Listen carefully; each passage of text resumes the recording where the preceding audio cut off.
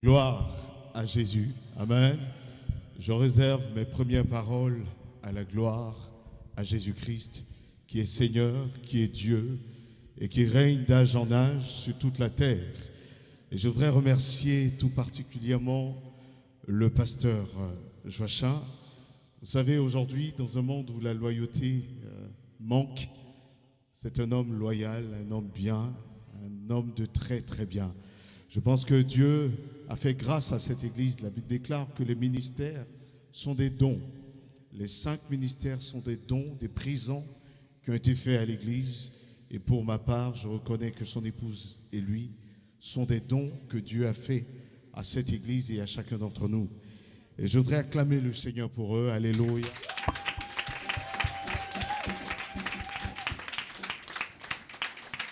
Et je voudrais également, pendant que je prends la parole, également remercier toute l'équipe, tous ceux qui n'ont pas cessé, n'ont fait aucune économie de leurs ressources pour faire en sorte que cette église puisse évoluer.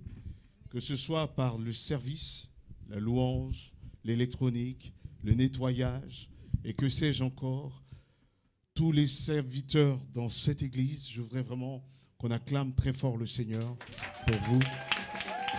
Alléluia.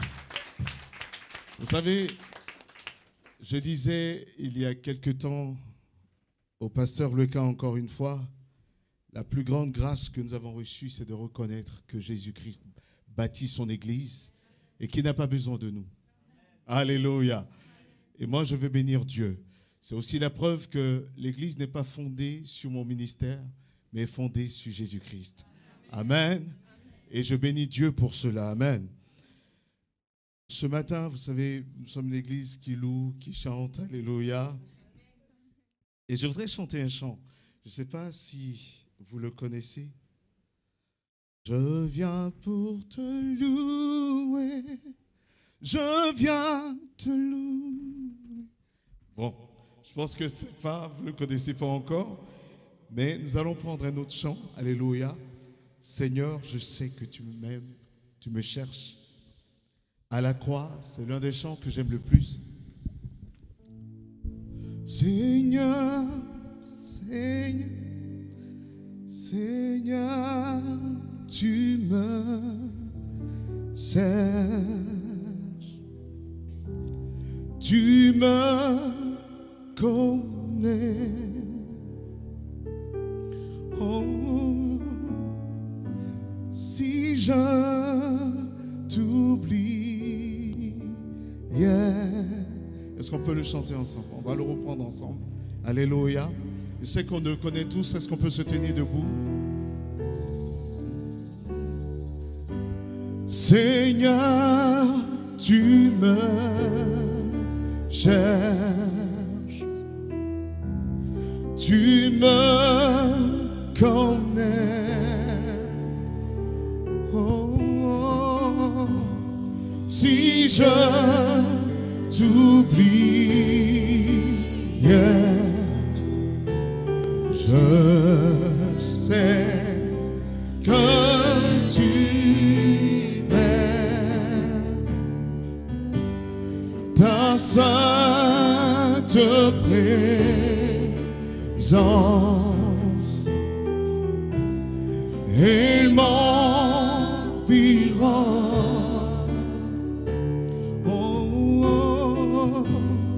À chaque moment,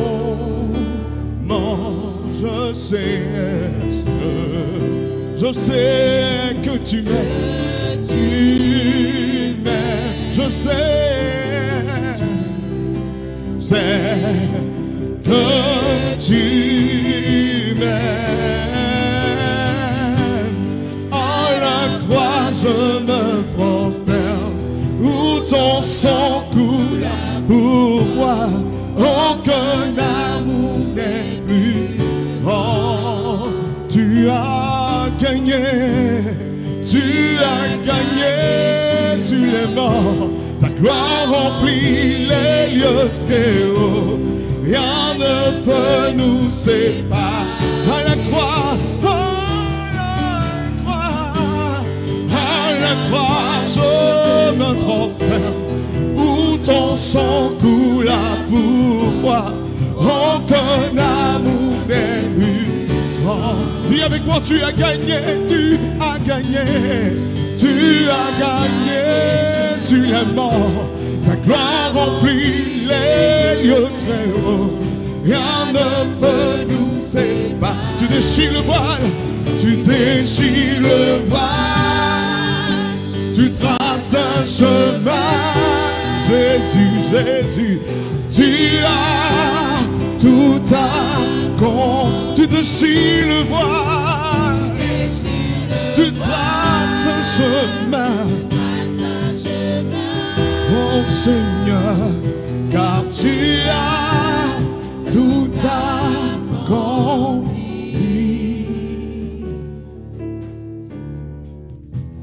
Si tout s'effondrait devant mes yeux, oh Jésus, tu resterais là. Je sais que tu m'aimes. Dis-le encore. Je sais que tu m'aimes. À la croix je me prosterne, où ton sang coule pour moi. Aucun amour n'est plus grand. Tu as gagné sur les morts. Ta gloire remplit les lieux très hauts. Rien ne peut. Tu déchires le voile, déchires le voile est déchiré. Tu traces un chemin. Tu as tout. Tout est accompli, quelles que soient les situations que tu traverses. Je veux te dire, mets ta foi en Jésus-Christ. Oh, oh. Tout accompli. Tu déchires le voile, tu traces un chemin. Oh Jésus, car tu as tout accompli. Tu déchires le voile, tu traces un chemin. Oh, car tu as tout accompli. Pendant que tu chantes le chant, l'onction de Dieu est en train de traverser la salle. Comme Kobo shaga maya kantereoso, kevayana la montite de bosha. Tout accompli. La puissance de Dieu est là pour guérir. Si tu es là, tu es malade, pose la main là où tu as mal. Jésus-Christ est le même hier, aujourd'hui et éternellement. Il ne change pas. Pose la main. Pendant que tu poses la main, tu vas simplement chanter ce chant.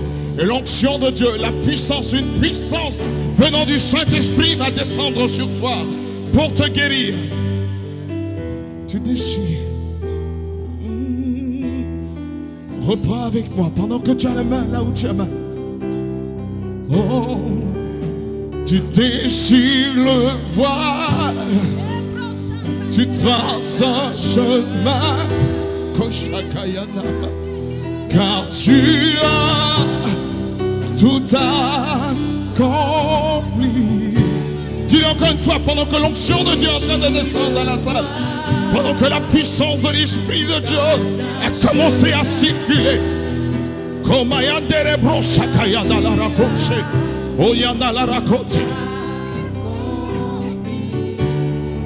Le feu de Dieu est en train de descendre. Le feu du Saint-Esprit est en train de descendre. Tu sens une chaleur là où tu as posé ta main. C'est le Saint-Esprit qui commence à agir. Tu sens des bourdonnements dans ton ventre à cet instant précis. L'opération de l'Esprit de Dieu est en marche. L'onction du Saint-Esprit qui brise le joug.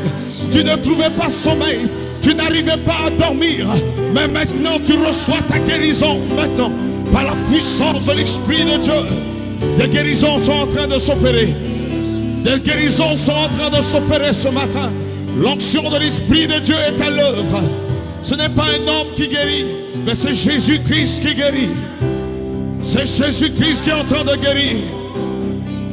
Il te touche. Il te touche. Il est en train de toucher. Oh, des personnes sont en train de sentir la colère quitter de leur cœur. Tu sentais l'amertume dans ton cœur, mais l'Esprit de Dieu est en train de te guérir.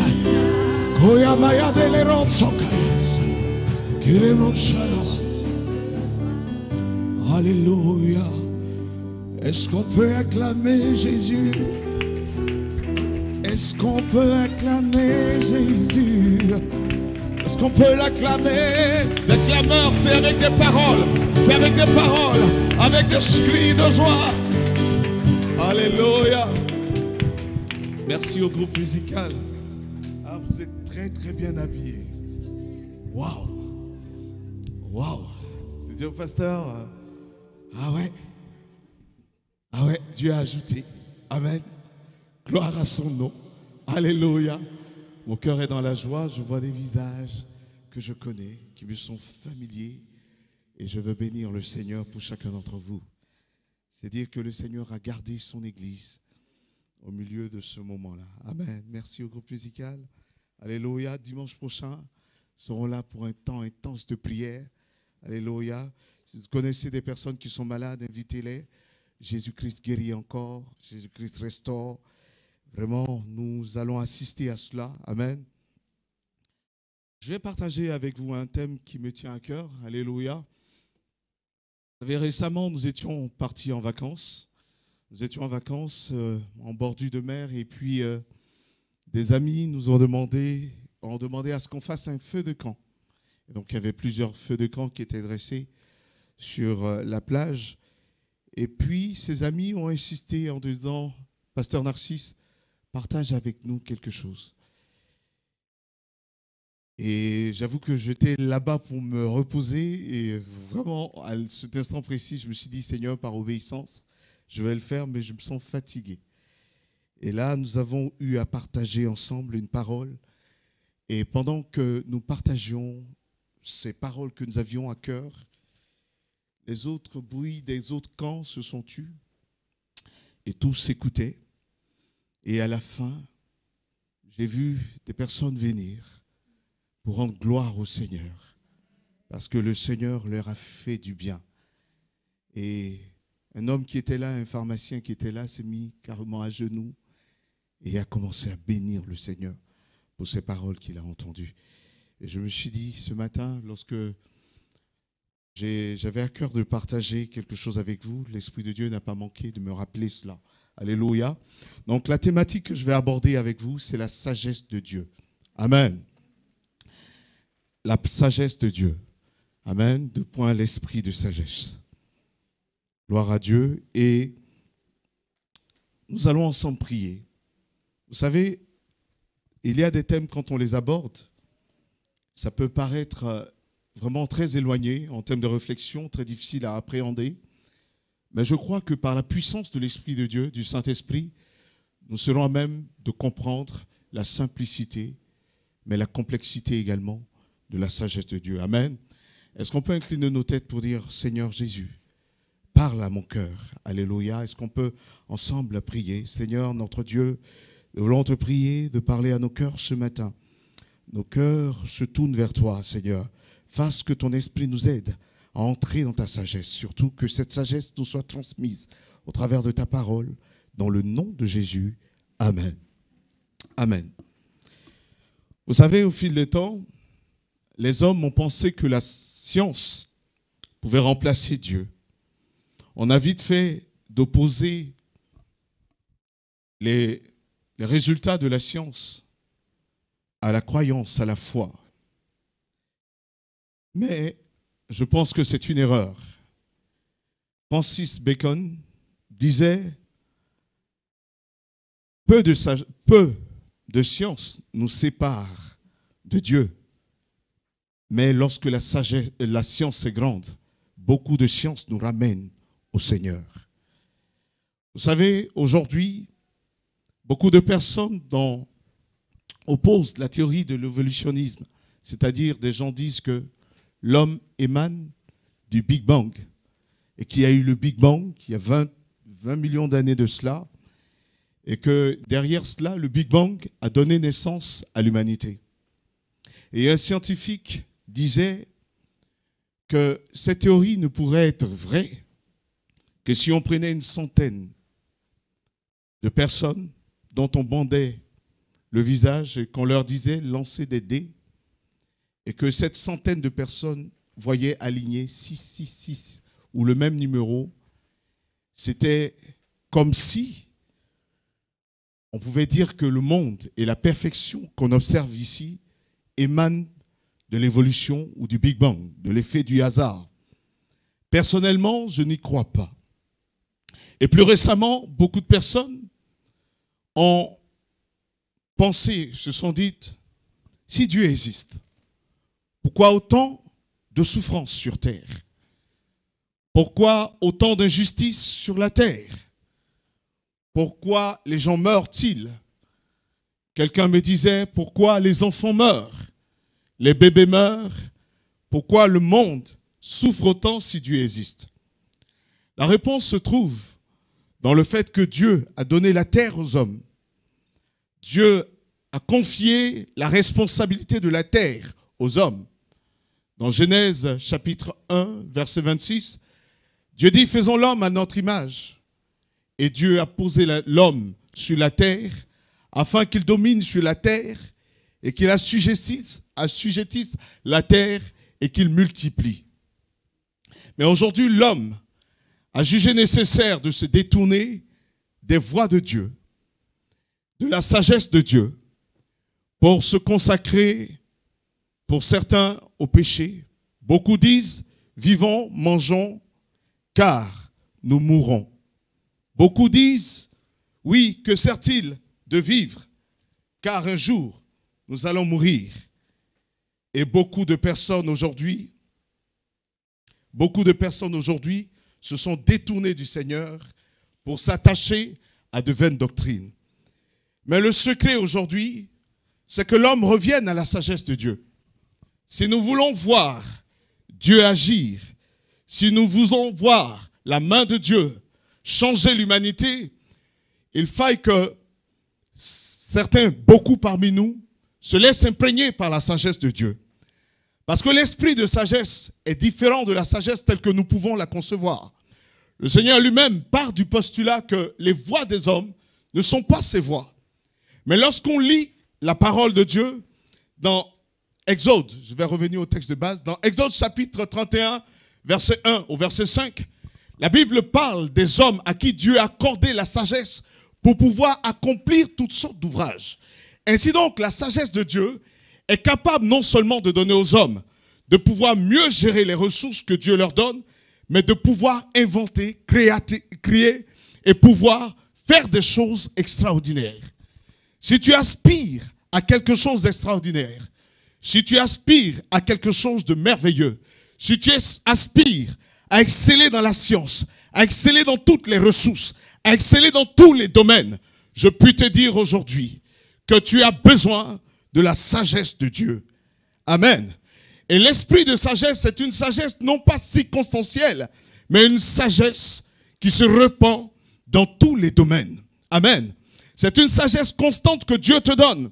Et donc le Saint-Esprit peut donner aux hommes aujourd'hui une sagesse qui transcende la sagesse telle que nous connaissons. Nous verrons qu'il y a différents types de sagesse. Dans le psaume 104, verset 24, la Bible dit que Dieu a fait toutes choses avec sagesse. Dieu a bâti toutes choses avec sagesse. Et la terre est remplie des biens de Dieu.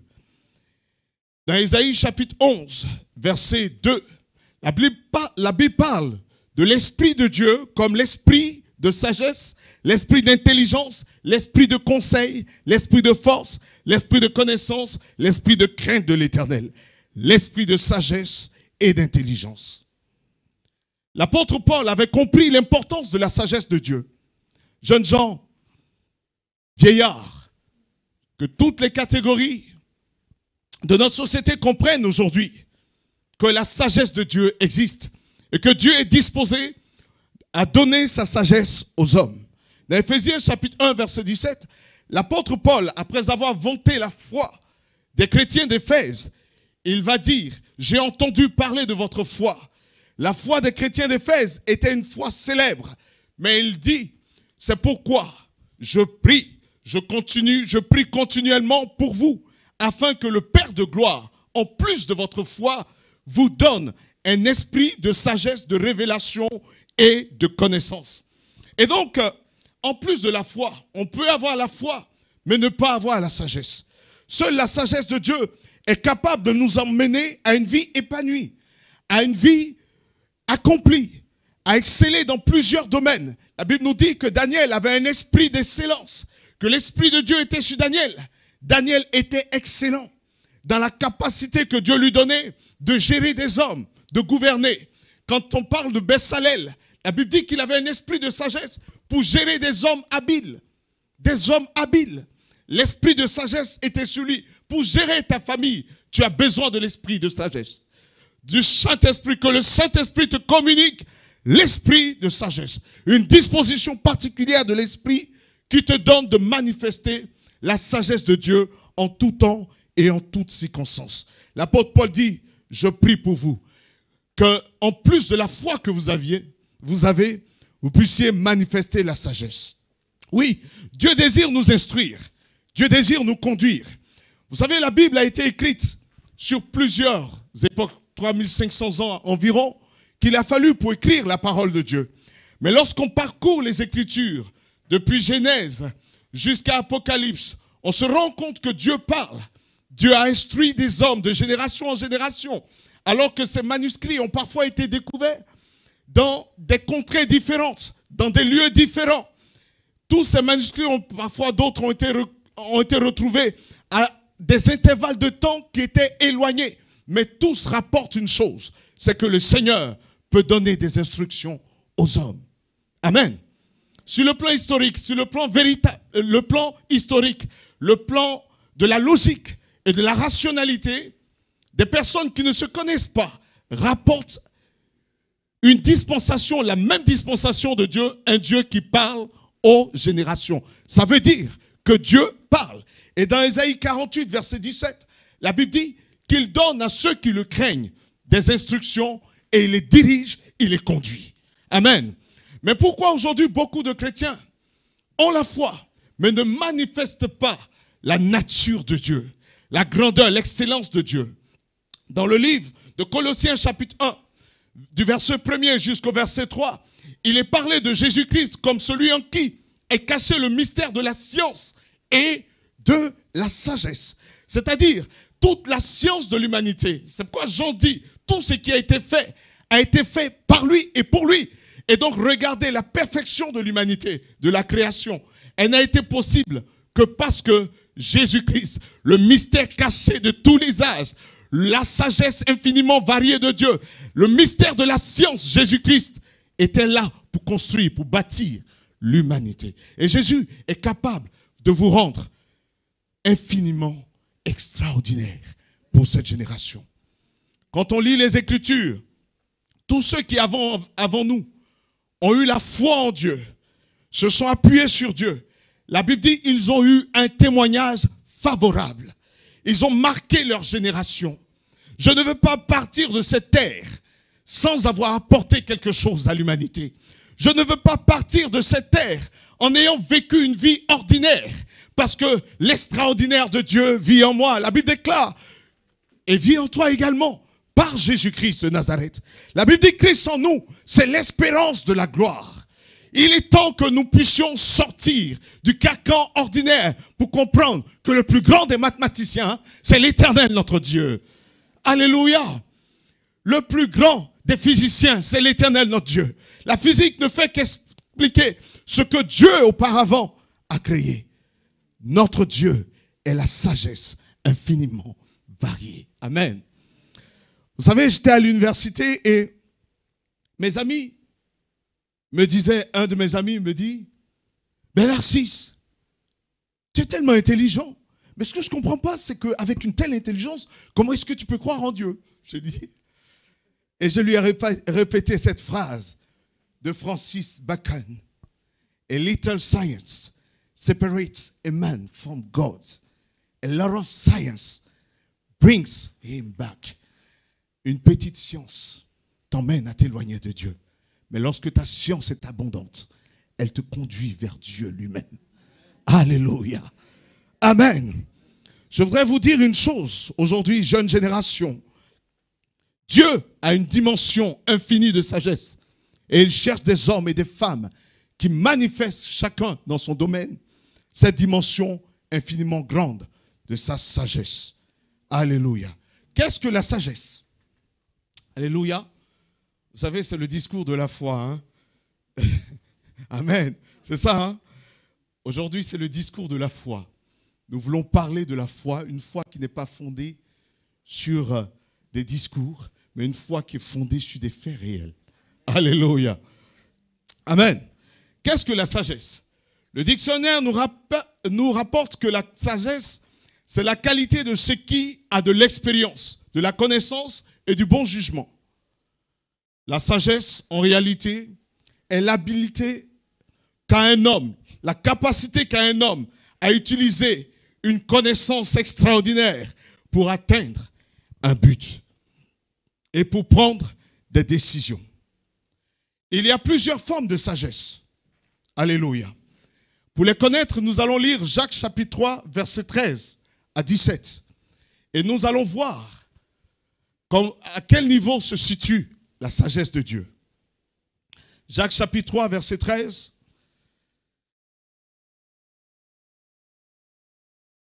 Alléluia. Amen. Si ça va trop vite, vous me faites signe. Hein? Je vais aller tout doucement. Le but, c'est que chacun d'entre vous parte d'ici avec la réalité que Dieu est réel. Amen. Pour moi, c'est une réalité, mais elle vous sera communiquée d'une manière ou d'une autre. Amen. Jacques 3, verset 13. Lequel d'entre vous est sage et intelligent, qu'il montre ses œuvres par une bonne conduite avec douceur et la douceur de la sagesse. Verset 14. Mais si vous avez dans votre cœur un zèle amer, un esprit de dispute, ne vous glorifiez pas et ne mentez pas contre la vérité.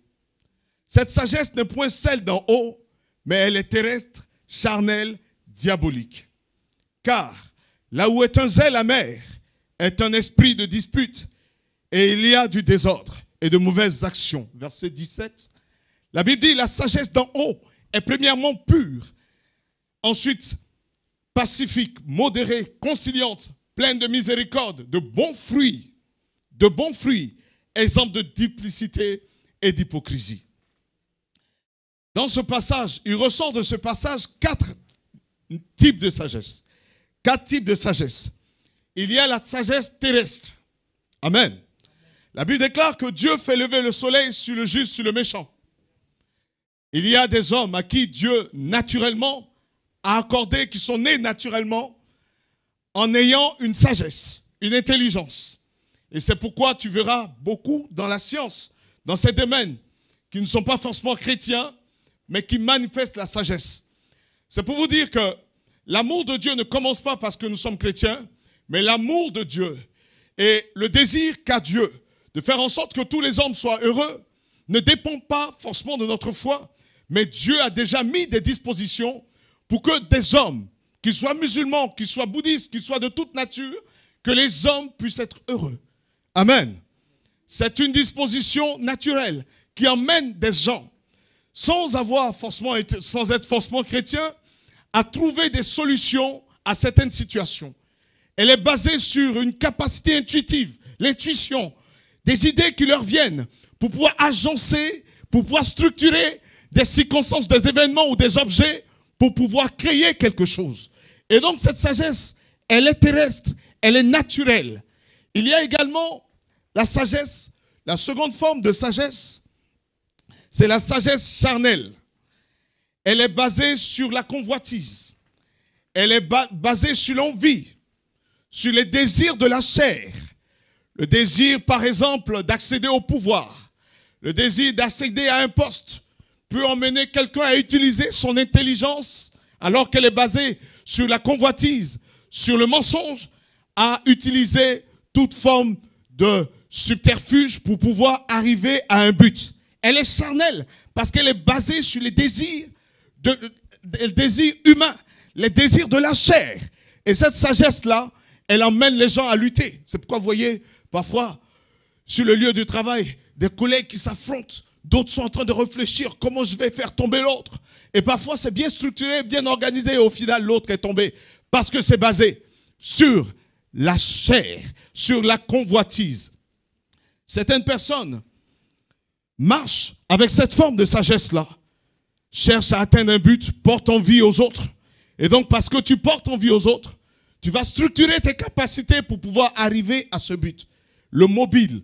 Et là, ce qui distingue cette forme de sagesse, c'est le mobile. Le motif pour lequel tu amorces le champ de la réflexion. Tu commences à réfléchir. Quel est le mobile? Le mobile, c'est l'envie. C'est l'envie d'être. Ouais, je veux faire Jean. Hein? Je veux faire, c'est moi aussi. Wesh, wesh. Hein, je suis dans la place. Voilà. Voilà. Voyez un peu, c'est un peu ça. C'est un peu ça, cette forme de sagesse charnelle qui pousse les hommes. Et elle peut pousser les hommes à combattre, à voler, à mentir. Et on le retrouve dans Galates chapitre 5. La Bible parle des œuvres de la chair. Elle est structurée autour de tout ce qui est œuvre de la chair. D'autres personnes créent des disputes dans certains environnements pour pouvoir contrôler. Et quelqu'un disait, diviser pour mieux régner. Et cette sagesse, elle apporte des disputes. Elle apporte le désordre, nous dit l'apôtre Jacques. Elle apporte des séparations, de l'amertume, de la tristesse dans le cœur des gens. Et parfois même, elle est manifeste à l'église. Parce que parfois dans l'église, les gens se mettent à porter envie les uns aux autres par orgueil, par envie d'être. Et donc, ils suscitent des querelles, des disputes. Mais la Bible dit, cette sagesse est caractérisée par le désordre, par tout ce qui est division, tout ce qui est séparation, tout ce qui est amertume. Elle a des fruits et ces fruits sont le mal-être des hommes, les peines des hommes. Et c'est cette sagesse charnelle qui pousse parfois des hommes à s'affronter les uns les autres, à se faire la guerre, à se battre les uns les autres. Et la troisième forme de sagesse, c'est la sagesse démoniaque. Et l'exemple qui me vient en tête, je n'ai pas fait exprès, ça me vient là, Hitler. Hitler. Et cette sagesse, en fait, a emmené un homme qui pourtant semble simple à certains égards, pas très futé à certains égards. Quand il s'est lancé en politique, je vous rappelle que tous se moquaient d'Hitler. On se moquait de lui parce que personne ne pensait qu'il pourrait accéder au pouvoir. Mais une sagesse lui est venue et qui s'est construite, inspirée par le diable, le malin, par les démons, les puissances des ténèbres, qui sont la source de cette sagesse et qui emmène les hommes à structurer des idées guidées par le diable pour pouvoir emmener la destruction dans le monde, le chaos. Et cette sagesse démoniaque, elle existe également. Toutes ces formes de sagesse semblent logiques. Elles obéissent, ces trois formes que j'ai citées, obéissent à une certaine forme logique. C'est-à-dire on structure de façon logique l'information, la connaissance et l'expérience pour parvenir à quelque chose. Amen. Alléluia. Est-ce qu'on suit? Et la dernière forme de sagesse, c'est la sagesse d'en haut. La sagesse des cieux. Alléluia. Et c'est de cette sagesse-là, elle vient d'en haut, comme c'est dit. Elle vient de Dieu lui-même. Et Job s'est posé la question. Job chapitre 28, du verset 12 au verset 23. On va suivre le cheminement, la réflexion de Job.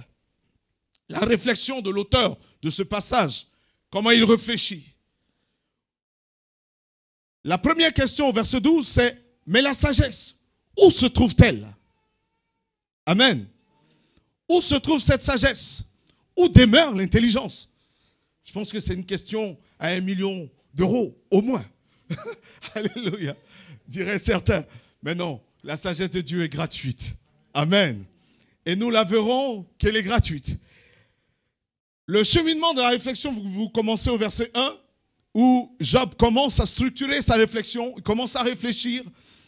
Et là, on arrive au verset 12 et il pose la question, où se trouve la sagesse? Où demeure l'intelligence? L'homme n'en connaît point le prix. D'abord, ce qu'il faut connaître, c'est que aucun homme n'a cette sagesse naturellement. Alléluia. Elle ne se trouve pas dans la terre des vivants. C'est-à-dire, elle ne tire pas sa source sur terre. Amen. Et quand on poursuit, Job va rapporter la réponse de l'abîme, du néant. Le néant dit, cette sagesse ne vient pas de moi. L'abîme déclare, elle n'est point en moi. Et quand Job poursuit sa réflexion, Job entend la mer dire, non, ça ne vient pas de moi non plus. Et la mer dit, elle n'est point avec moi, cette sagesse. Elle ne se donne pas contre l'or pur. C'est-à-dire, Job continue en disant que cette sagesse ne s'achète pas. Amen. Elle ne s'apprend pas dans les livres, dans les cahiers, et elle ne s'achète pas. Amen. Ni contre les précieux onyx, ni contre le saphir. Elle ne peut se comparer ni à l'or, ni au verre. Donc cette sagesse de Dieu, on ne peut pas la comparer à l'or et l'argent.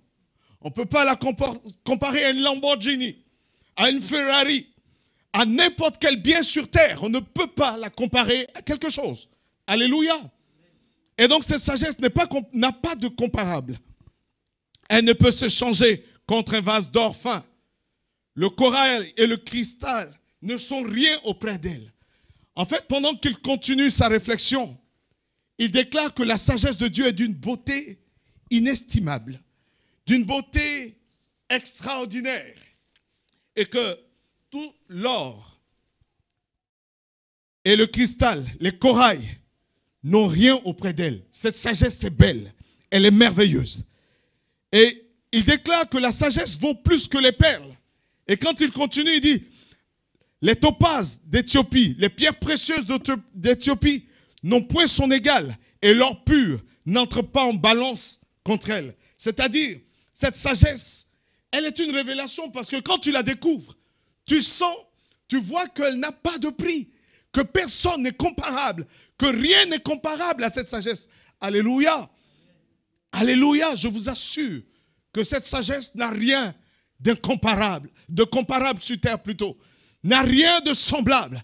La sagesse dont je parle et qui vient de Dieu, qui vient de l'Esprit de Dieu, elle est extraordinaire. Et je crois au nom de Jésus, quand je partirai d'ici, vous savez, ces personnes qui étaient en train d'écouter m'ont appelé pour me dire, leur vie a commencé à changer. Alléluia. À partir de cet instant, vous verrez, on viendra sur une forme pratique. Pour l'instant, je suis encore à la définition. D'où vient-elle? D'où vient donc cette sagesse? Où demeure l'intelligence? J'en pose encore la question. Elle est cachée aux yeux de tout vivant.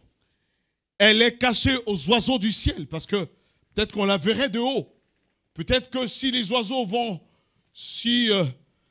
et certains allaient utiliser des, comment on les appelle là?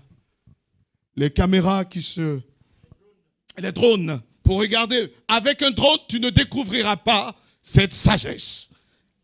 Même les oiseaux ne voient pas cette sagesse. Le gouffre et la mort disent, nous n'en avons pas entendu parler. Et Job termine en disant, c'est Dieu qui en sait le chemin.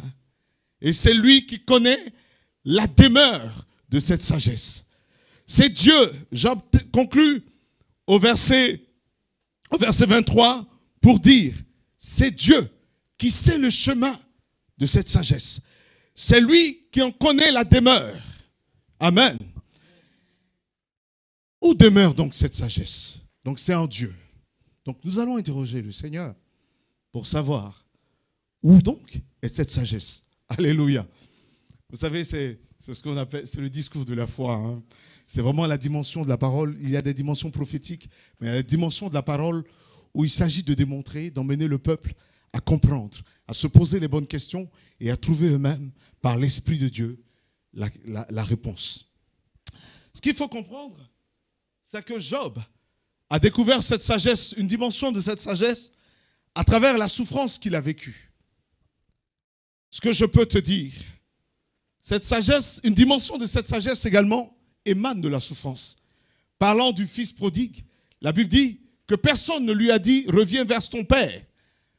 Mais la souffrance qu'il a connue l'a emmené, c'est une parenthèse, à entrer en lui-même et a dit « je retournerai chez mon père ». Donc elle s'obtient par l'expérience qu'on a avec le Seigneur. Vous savez, la Bible dit, de même que la Bible dit, la foi vient de ce qu'on entend, et ce qu'on entend vient de la parole de Dieu. Cette sagesse, elle est dans la parole de Dieu, elle est en Dieu lui-même. Amen. Quelles sont les conditions pour manifester cette sagesse? D'abord, avant de dire comment manifester cette sagesse, comment l'acquérir plutôt, mais quelles sont les conditions, les dispositions dans lesquelles nous devons être pour pouvoir connaître et vivre cette sagesse? Je voudrais nous inviter à prendre 1 Roi, chapitre 3. On va voir Salomon. Le roi Salomon qui a manifesté cette sagesse. Nous allons interroger Salomon. Comment Salomon va obtenir cette sagesse? Il est dit au verset 5 qu'à Gabaon, l'Éternel apparut en songe à Salomon pendant la nuit et Dieu lui dit, demande ce que tu veux. Alléluia. Demande ce que tu veux, je te le donne. Salomon répondit, tu as traité avec une bienveillance ton serviteur, verset 6, David, mon père, parce qu'il marchait en ta présence avec fidélité dans la justice et dans la droiture de cœur. Tu lui as conservé ta grande bienveillance et tu lui as donné un fils qui est assis sur son trône comme on le voit aujourd'hui. Mais maintenant, Éternel, mon Dieu, tu fais régner ton serviteur à la place de David. Je veux qu'on souligne maintenant.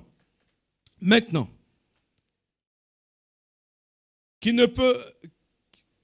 Ton serviteur est au milieu du peuple que tu as choisi, peuple immense, qui ne peut être ni compté ni dénombré à cause de sa multitude. Accorde donc à ton serviteur un cœur intelligent pour juger et pour discerner le bien du mal. Car qui pourrait juger ton peuple? Ce peuple qui est nombreux. Cette demande de Salomon plut à l'Éternel. Et l'Éternel lui dit, puisque c'est là ce que tu demandes, puisque tu ne demandes pas pour moi, pour toi, ni une longue vie, c'est-à-dire pas quelque chose qui nourrit sa propre chair, sa propre volonté, ni la richesse, ni quelque chose de matériel, ni la mort de tes ennemis, et que tu demandes de l'intelligence pour exercer la justice, voici, j'agirai selon la parole, je te donnerai un cœur sage et intelligent, de telle sorte qu'il n'y aura eu personne avant toi et qu'on ne verra jamais personne de semblable à toi. Alléluia. Donc, la première chose, le premier élément pour accéder, la première condition, c'est un amour passionné pour Dieu et pour l'agenda de Dieu. Pour Dieu et pour l'agenda de Dieu. Au verset 3 du même passage, du même chapitre 3 de Roi, la Bible dit, Salomon aimait l'Éternel et suivait les coutumes de David, son père. Il aimait l'Éternel. La première chose pour pouvoir accéder à la sagesse de Dieu, c'est aimer Dieu de tout son cœur. Et c'est ce que Jésus dit. C'est ce que Jésus nous dit dans sa parole. Il dit, le plus grand de tous les commandements, c'est tu aimeras Dieu de tout ton cœur. Oui, c'est vrai. il est l'auteur de cette sagesse. Avant d'y accéder, la première chose, c'est que tu puisses aimer véritablement le Seigneur. Vous savez, beaucoup de personnes aiment partiellement le Seigneur. La Bible nous dit dans Exode, chapitre 19, du verset 19, du chapitre 19 au chapitre 20, Dieu va venir à la rencontre des enfants d'Israël. Mais les enfants d'Israël vont refuser de rencontrer Dieu, de parler à Dieu lui-même. Et ils vont dire, Moïse, parle-nous toi-même. Et dans le psaume 103, verset 7, la Bible nous dit que Moïse a aimé les voies de l'Éternel. Mais le peuple recherchait les œuvres de Dieu. Beaucoup de personnes viennent à l'église pour avoir des biens, pour avoir de l'argent, pour avoir un mari, pour avoir une femme. D'autres viennent pour pouvoir prospérer financièrement. Mais la Bible dit que la sagesse qui vient de Dieu, la richesse elle-même n'est pas comparable à la sagesse qui vient de Dieu. Et le Seigneur dit, le Seigneur Jésus dit, dans Matthieu 22, verset 37, « Tu aimeras l'Éternel ton Dieu de tout ton cœur, de toute ton âme et de toutes tes pensées. » C'est le premier et le plus grand de tous les commandements. Il n'y a aucun commandement qui soit comparable à cela. Si tu veux accéder à la sagesse infiniment variée de Dieu, le premier élément, c'est que tu dois aimer Dieu. Tu dois aimer Dieu. Tu dois aimer Dieu de tout ton cœur, de toute ton âme, de toutes tes forces. Si toi-même, il t'est incapable de le faire, demande au Saint-Esprit, remplis mon cœur. Parce que dans Romains chapitre 5, la Bible dit que c'est l'Esprit de Dieu qui répand l'amour de Dieu dans nos cœurs. Un homme naturel ne peut pas aimer Dieu. Amen. Un homme naturel ne peut pas connaître Dieu. C'est pourquoi les scientifiques de ce monde, la plupart des scientifiques de ce monde, avec leur intelligence, leur science, la plupart, mais quelques-uns comme Blaise Pascal, connaissaient le Seigneur, et j'en connais bien d'autres, dont je pourrais citer le nom. Mais je voudrais te dire simplement, beaucoup de personnes intelligentes, selon ce monde, n'ont pas la sagesse de Dieu. Et donc, le commencement pour avoir cette sagesse, la première chose, c'est d'aimer Dieu de tout ton cœur. Alléluia. Tu dois aimer Dieu de tout ton cœur, de toute ton âme, de toutes tes pensées. Amen. Demandez au Saint-Esprit, répands l'amour de Dieu dans mon cœur. Je veux t'aimer. Je veux t'aimer. Vous savez, un bac plus 5 en mathématiques n'a jamais, vous savez, quand vous faites des études de mathématiques, vous étudiez la probabilité, vous étudiez plein de théorèmes, centrales, limites, etc. Quand vous étudiez tous ces théorèmes, à un moment, les mathématiques vous donnent l'impression qu'elles peuvent tout expliquer. Mais j'ai vu que la science humaine ne peut pas tout expliquer. Je me suis tourné vers Dieu. Tout est en Dieu seul. Aime Dieu de tout ton cœur, de toutes tes forces, de toute ton âme. Chéris Dieu. Dis au Saint-Esprit, Seigneur, je veux t'aimer. Première condition. Et deuxième condition, c'est l'agenda de Dieu. Vous savez, dans Actes chapitre 17, Paul dit, quand Dieu se trouve le mouvement, et donc Dieu, pour chaque saison, pour chaque époque, pour chaque temps, Dieu dispose des œuvres afin que nous puissions les accomplir. Dieu traite génération par génération. Dieu agit selon les générations et dans notre génération, Dieu a un agenda pour notre génération. Dieu a un but, un plan pour cette génération. Lorsque tu recherches de tout ton cœur le plan de Dieu pour cette génération, pour l'humanité, lorsque de toute ton âme, ce qui est dans ton cœur, c'est qu'est-ce que Dieu peut faire pour que mon voisin, mes amis, pour que les gens autour de moi puissent le connaître et connaître la joie et le bonheur qui est dans mon cœur. Dieu commence à t'instruire et à te conduire vers sa sagesse. Amen. C'est une question extrêmement importante. Salomon, Dieu dit à Salomon, parce que, il dit, ça ne demande plus. Et le Seigneur dit, puisque tu ne demandes ni une longue vie, sagesse charnelle, ni la richesse, sagesse charnelle, ni la mort de tes ennemis, sagesse démoniaque. Alléluia.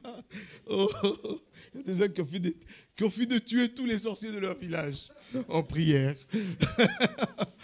Alléluia. Tu ne demandes pas la mort de tes ennemis. Alléluia. Et que tu demandes la sagesse de Dieu, je te la donnerai. Il avait compris que l'agenda de Dieu était que ce peuple-là puisse avoir une orientation, une direction. Vous savez, beaucoup de personnes sont assises derrière leur télé, regardent la télé, jugent les politiciens. Mais vous savez, le Saint-Esprit me disait une fois, beaucoup de jeunes gens qui sont assis là, à regarder la télé aujourd'hui, et qui sont chrétiens, ne savent pas que je les appelle à ce niveau d'influence, à devenir des députés, des élus de la nation, et qui proclament, qui professent que Jésus-Christ est Seigneur, et qui regardent, qui sont si éloignés, et qui sont tournés vers eux-mêmes, mais qui n'ont pas mon agenda. Vous savez, chaque matin, je pousse mes enfants à connaître, à chercher l'agenda de Dieu, à chercher, à se poser les bonnes questions. Car Dieu a tant aimé le monde. On n'a pas dit les chrétiens seulement. Alléluia. Dieu a tant aimé le monde qu'il a donné son Fils unique afin que quiconque croit en lui ne périsse point, mais qu'il ait la vie éternelle. Quel est le niveau d'influence que tu veux? À quel niveau tu veux être un témoignage pour Jésus? À quel niveau tu veux être un instrument? Vous savez, il y a des niveaux d'influence pour lesquels on n'a pas besoin de prêcher l'évangile. Je suis arrivé à Abidjan, des gens à qui je n'avais pas annoncé l'évangile, qui m'ont retrouvé dans un groupe de l'université, et qui m'ont appelé, 2 personnes pour me dire, je suis chrétien aujourd'hui. J'ai dit, toi? Je les ai connus il y a 20 ans à l'université. Ça me rajeunit pas. Hein? Ne calcule pas, hein, s'il te plaît. Concentre-toi sur la parole, ne devine pas mon âge. Alléluia. Et qui m'ont dit, on t'a vu, on a été influencé, touché par le discours que tu tenais. Et des années plus tard, nous avons donné notre vie au Seigneur. Quel est le niveau d'influence que tu veux avoir? Cela détermine le niveau de sagesse que Dieu veut pour toi. Voilà. Et deuxième critère, c'est un désir sincère d'être une bénédiction pour d'autres personnes. Amen. Nous sommes des intendants de Dieu. Tout ce que Dieu nous confie, c'est pour un but. C'est pourquoi nous avons besoin d'être renouvelés dans notre intelligence pour comprendre ce qui est agréable à Dieu. Romains chapitre 12, versets 1 à 2. Pour comprendre ce qui est bon aux yeux de Dieu. Parce que ce que Dieu recherche, nous devons, au fond de notre âme, rechercher le bonheur des gens qui sont autour de nous. C'est important. Vous savez, aujourd'hui, si on ouvrait le cœur de tout le monde, 4e guerre mondiale commençait, débuter dès demain matin. Alléluia. Dieu cherche des hommes et des femmes qui sont mus par un désir ardent de voir le bonheur des hommes autour de nous. Oh chrétien, arrête de lier tout le monde. Arrête de lier ton voisin. Le voisin, il m'a regardé. Seigneur, je le lis au nom de Jésus. Quand il m'a regardé, j'ai vu des flèches qui sortaient de ses yeux. Arrête ça.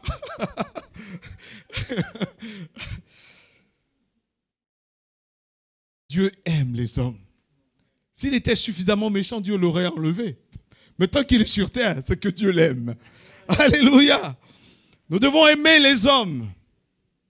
La Bible dit le commandement qui lui est semblable, c'est que tu aimeras ton prochain comme toi-même. Car Dieu aime les hommes. Et si tu aimes Dieu, tu dois aimer les hommes. Même celui qui te fatigue. Alléluia. Tu dois l'aimer. Alléluia. Amen. Et pour cela, tu dois mettre en sacrifice ta réputation, tes intérêts, tes ambitions, ta propre personne, pour penser aux autres, pour prier pour les autres et pour rechercher le bien des autres. Comment vais-je créer un remède contre le coronavirus pour ne pas qu'on ait à se vacciner chaque 6 mois? Parenthèse. Voilà. Comment vais-je? Vous savez, Dieu est capable. Dieu cherche des hommes disposés à trouver des solutions pour qu'il leur transfère sa sagesse pour donner des solutions à l'humanité. Dieu cherche des femmes qui craignent son nom et qui se disposent à être des instruments. Amen. Ça, c'est les conditions. Mais comment accéder à cette sagesse? C'est là la grande question. Comment? Quelqu'un s'attend à ce que je lui dise, tu vas passer 10 jours dans le jeûne, dans la prière, sans manger, sans boire, sans respirer. Ou respirer à compte-gouttes. Non. Vous savez, Dieu n'est pas comme nous. Dieu est amour. Et dans toutes les suggestions de Dieu, l'amour imprègne les voies du Seigneur. Et c'est Jacques qui va nous donner la révélation. Jacques chapitre 1, verset 5. L'apôtre Jacques.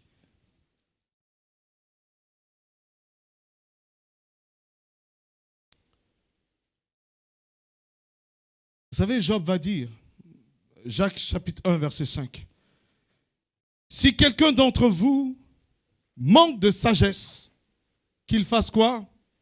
Qu'il la demande à Dieu, qui donne de quelle manière? À tous, simplement, sans reproche, et il la lui donnera. Je vais expliquer. Si quelqu'un d'entre vous manque de sagesse, dans la réflexion de Job, Job dira, elle n'est point en moi. C'est-à-dire la première étape pour pouvoir accéder à cette sagesse, c'est reconnaître dans ton cœur que ta propre sagesse n'est pas celle de Dieu et que tu manques de sagesse. La Bible dit si quelqu'un manque de sagesse, le premier élément, c'est le manque de sagesse. Et vous savez ce qui m'a épaté à l'église, dans les églises, ce n'est pas ici. Hein. Vous êtes parfaits. Quand je vous vois, vous êtes parfaits. Ah, alléluia.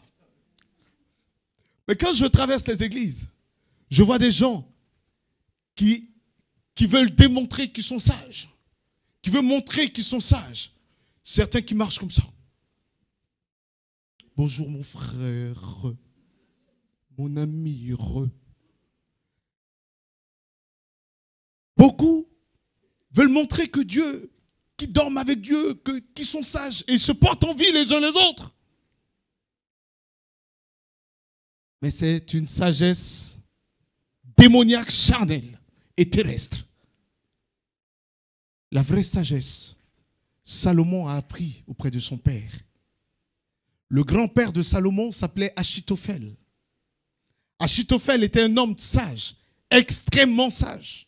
La Bible dit, quand on écoutait Achitophel, on avait comme le sentiment que les paroles qui sortaient de sa bouche étaient comme si elles sortaient directement de la bouche de Dieu lui-même. C'était un homme extrêmement sage, son grand-père, Achitophel, qui était le grand-père de Bathsheba, son arrière-grand-père alors, qui était le grand-père de Bathsheba. Son grand-père était Amiel, qui était un des vaillants hommes de David. Et la Bible parle des prouesses de son père, de son grand-père. Il aurait pu s'appuyer sur cette sagesse, sur l'expérience humaine. Mais Salomon va dire, j'ai besoin de la sagesse divine. Alléluia. Amen. Première chose, réaliser que la sagesse de Dieu n'est pas dans tes livres. N'est pas dans une édition Nathan, édition coupée, hein, n'est pas dans une édition de livres, ni de sciences. Mais cette sagesse-là, elle est de Dieu. Et je ne l'ai pas naturellement. J'en ai besoin. Le manque, tant qu'il n'y a pas de manque, Dieu ne te donnera pas la sagesse.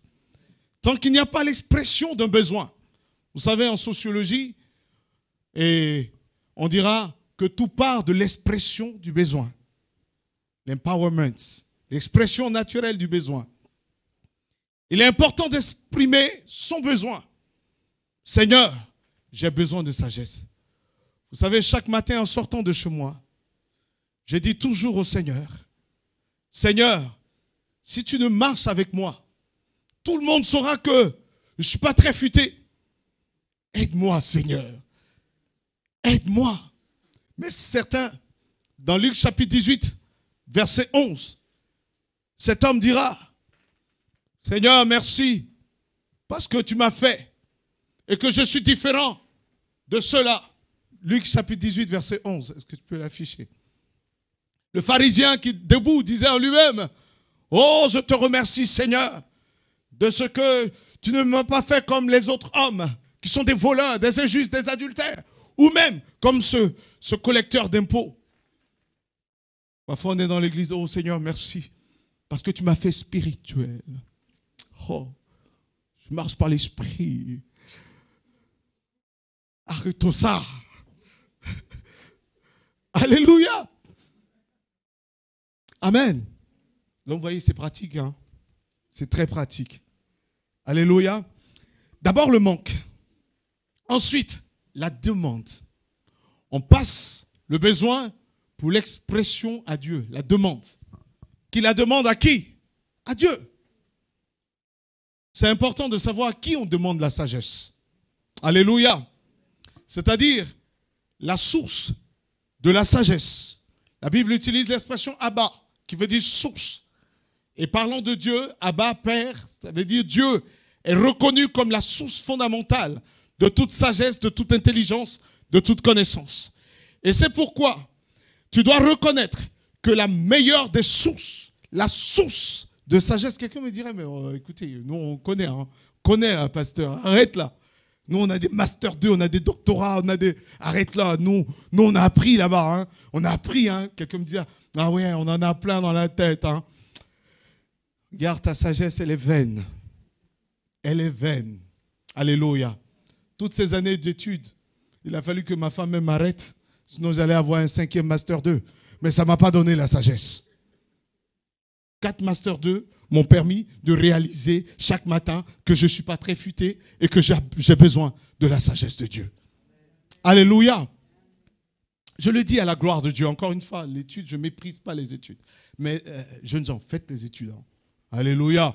Pas dire non, je cherche la sagesse de Dieu. Le collège, c'est fini.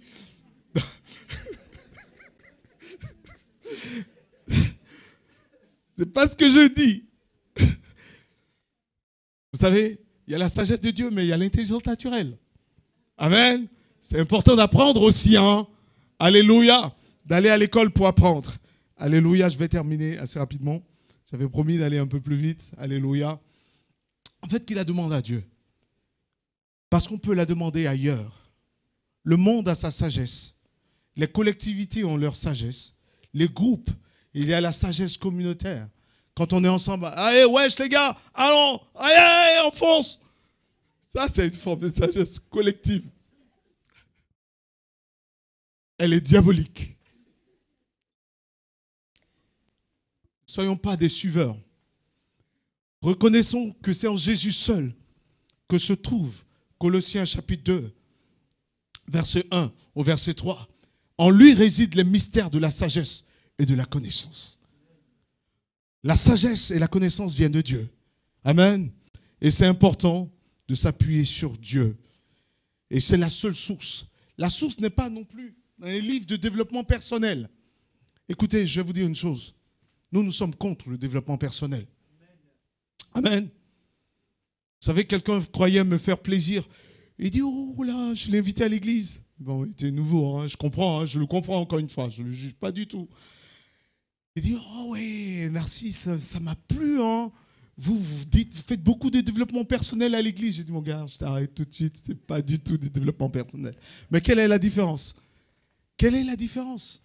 La différence avec le développement personnel, le développement personnel te pousse vers toi-même. C'est ce qui a fait chuter Adam et Ève. te pousse à rechercher en toi-même les ressources. Or, nous voulons regarder à Dieu comme un miroir pour nous découvrir nous-mêmes. Amen. Nous regardons à Dieu pour mieux nous découvrir. Parce que la Bible dit, dans Éphésiens chapitre 2, verset 10, la Bible nous dit qu'avant même que nous soyons sur terre, Dieu avait déjà préparé des choses pour que nous puissions les accomplir. Et il s'agit de choses extraordinaires. Et je te le dis encore, Jésus-Christ a prévu que tu sois un scientifique extraordinaire, que tu sois une juriste extraordinaire, mais Dieu nous emmène à l'extraordinaire. Amen. Dieu plus, la science plus Dieu. Quelqu'un disait, science sans conscience n'est que ruine de l'âme. Amen. Ruine. Ok. Alléluia. Et c'est très important. Et comment Dieu donne? Je vais aller rapidement, je vais accélérer. Comment Dieu donne sa sagesse? Jacques nous dit que Dieu la donne simplement. Amen, heureusement. Parce que si c'était le sorcier du village, tu allais faire le tour des cimetières. Tu allais courir si c'était un marabout qui te donnait. Tu allais te dépouiller. Mais Dieu donne tout gratuitement. Amen.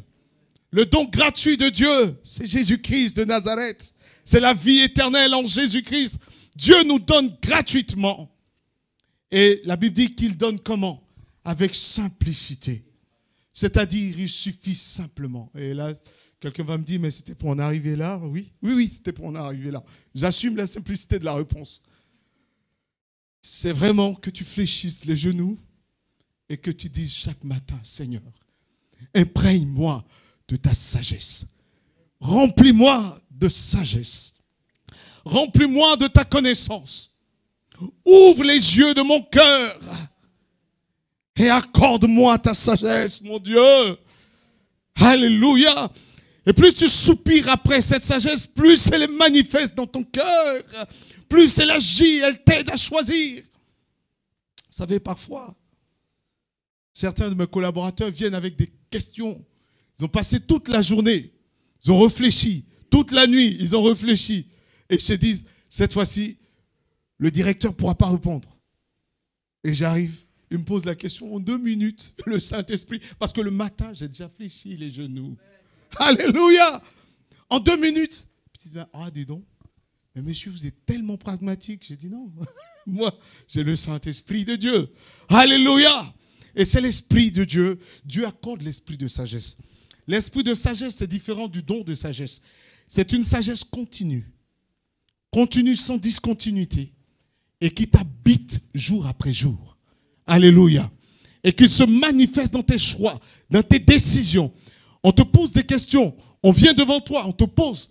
Et on le voit dans la vie de Salomon, dans 1 Roi, chapitre 3, verset 16. Le jugement de Salomon.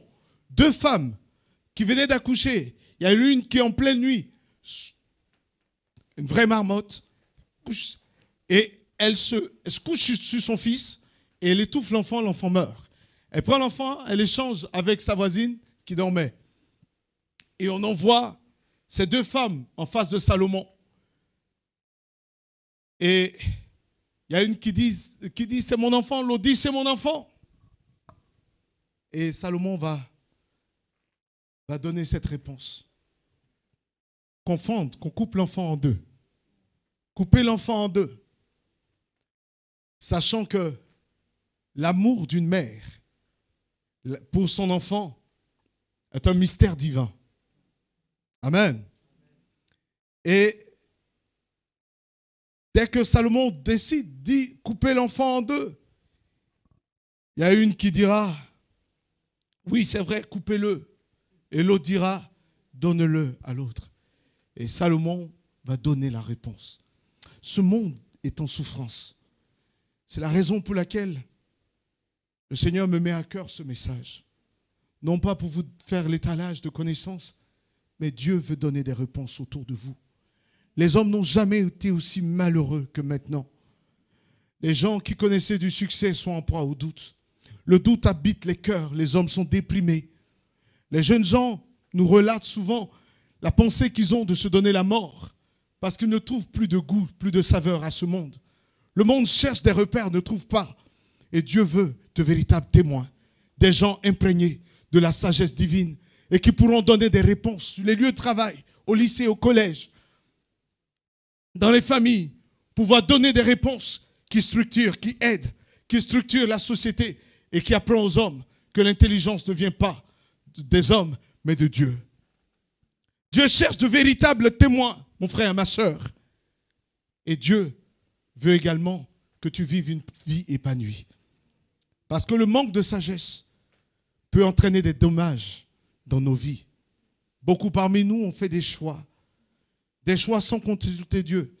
J'en ai fait parfois, hein, mais je vous assure, j'en ai tiré des conséquences. Alléluia. Parce que parfois, les conséquences corrigent mieux que les conseils. J'ai eu de bonnes corrections aussi. Hein. Ah oui, hein.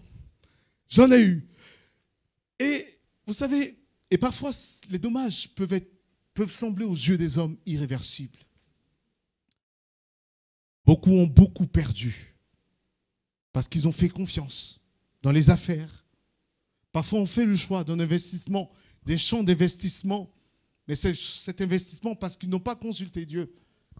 Tout a été perdu. Perdu.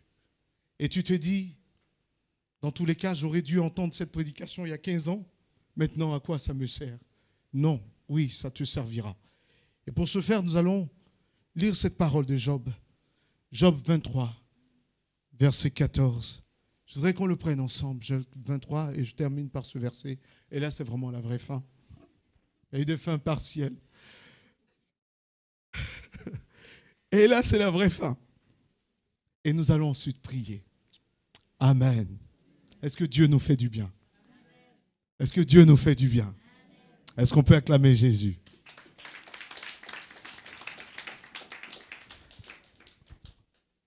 Job 23, verset 14. Il accomplira donc ses desseins à mon égard et il en concevra bien d'autres.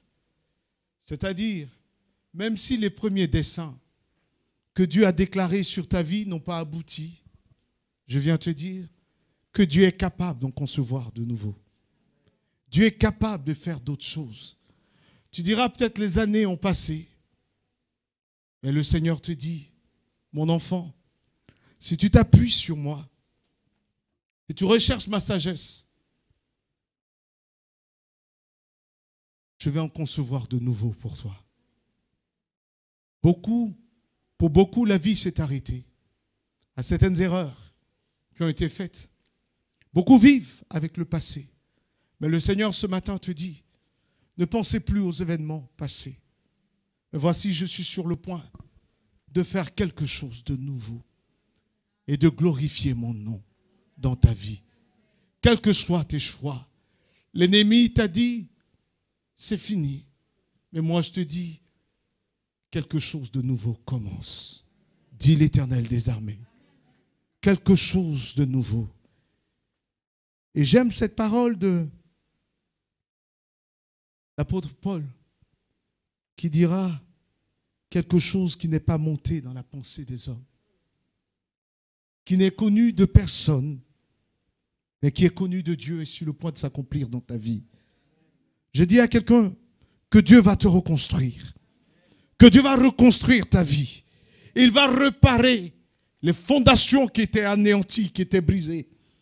Et pour cela, une seule chose, réclame ce matin la sagesse divine. Et tu la verras s'accomplir dans ta vie. Tu la verras se réaliser et s'accomplir puissamment dans ta vie. Laisse-moi te dire que cette sagesse, que ce que Dieu va faire, n'est monté dans l'esprit de personne. Il accomplira quelque chose de nouveau et d'extraordinaire. Amen. Amen. Alléluia. Je voudrais qu'on prenne un temps devant Dieu et qu'on demande pardon au Seigneur. Dans Proverbes chapitre 3, verset 5, la Bible nous dit, recommande ton sort à l'Éternel. Recommande, ne t'appuie pas sur ta propre sagesse, mais reconnais l'Éternel dans toutes tes voies.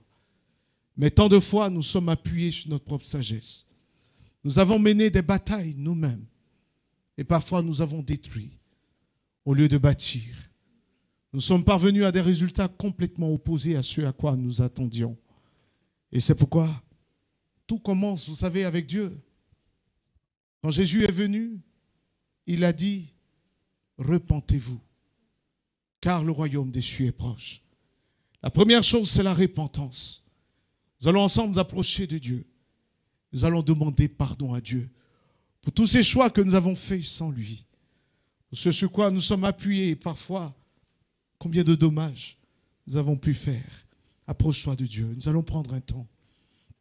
Prends la position que tu veux, mais le Seigneur te dit, mon enfant, je suis là. Vous savez, il y a des moments qui changent tout. J'ai connu ce genre d'instants qui ont bouleversé ma vie. Je tournais en rond. Je ne savais pas ce que j'allais faire de ma vie. Mais j'ai fléchi genoux et j'ai dit, Seigneur, tant de choix sans toi. Tant de choix sans toi. Demande pardon au Seigneur.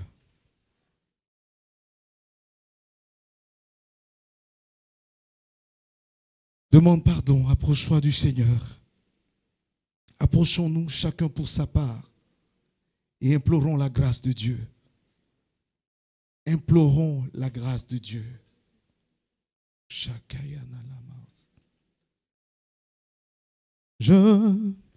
te donne mon cœur.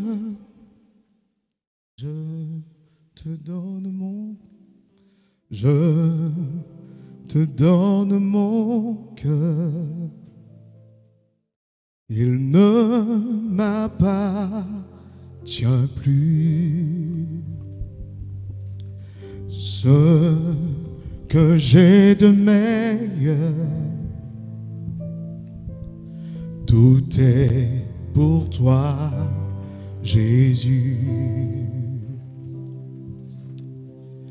Un parfum de valeur sur toi est répandu. C'est l'offrande de mon cœur. Je suis à toi, Jésus. Tous ensemble, je te donne. Je te donne mon cœur. Est-ce qu'il y a des hommes et des femmes qui veulent donner, qui veulent à nouveau, qui veulent un nouveau départ avec Dieu? Lève la main du lieu où tu es pendant que les têtes sont baissées. Demain, lève la main là où tu es. Je vois des mains qui sont levées. Beaucoup sont encore dans l'hésitation. Je te donne mon cœur. Encore une fois, tous ensemble. Je te donne mon cœur. M'appartient plus. Ce que j'ai de meilleur, tout est pour toi. Prends mon âme, prends mon âme, prends mon cœur. On peut lever les mains. Est-ce que tu peux te tenir debout? Toi qui as levé la main, levons-nous, levons-nous pour demander à Dieu sa sagesse.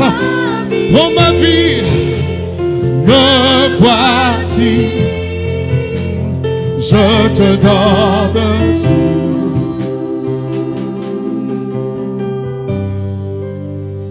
Mon cœur est à toi.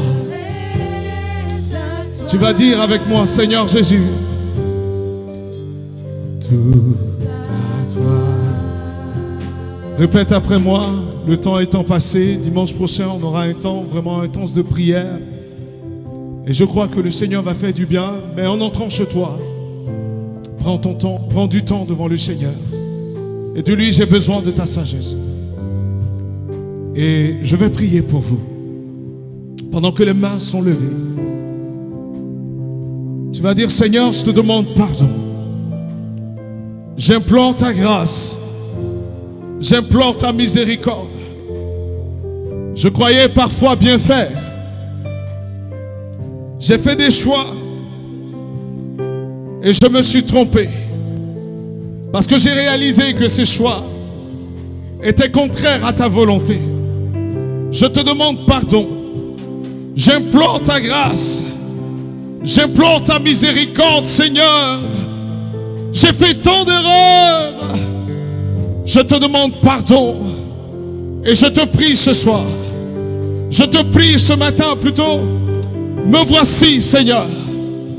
Efface le souvenir de mes péchés. Efface mes transgressions, Seigneur.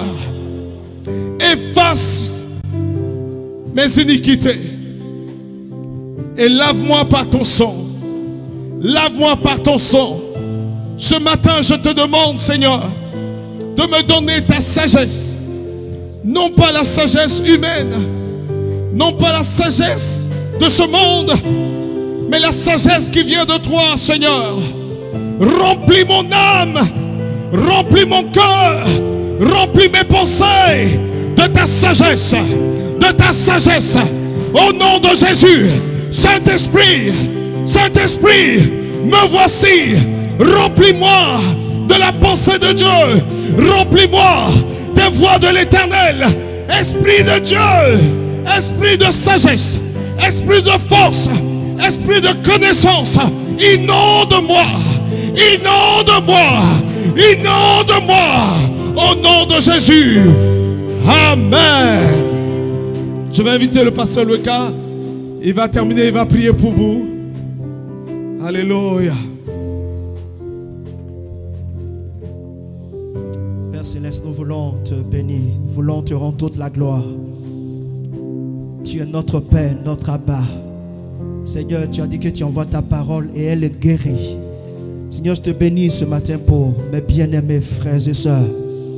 Tu es notre Dieu. Et Seigneur, avant la fondation du monde, tu avais préparé ce moment, ce temps, Seigneur, pour parler au cœur de quelqu'un, Seigneur.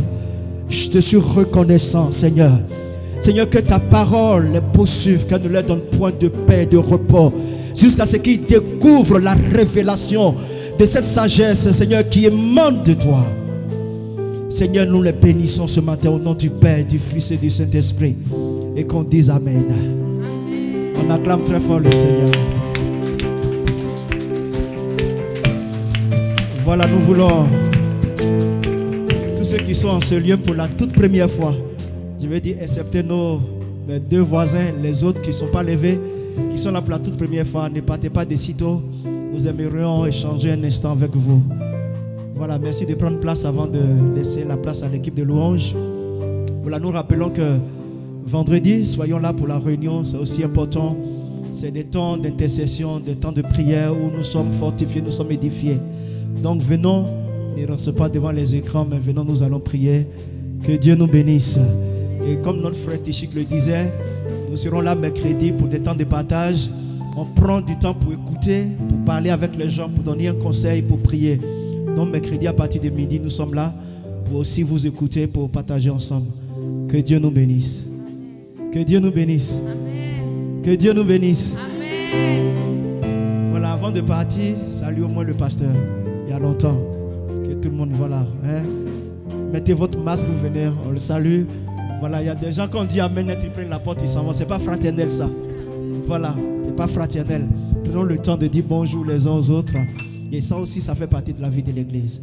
Sœur Gina, je te laisse.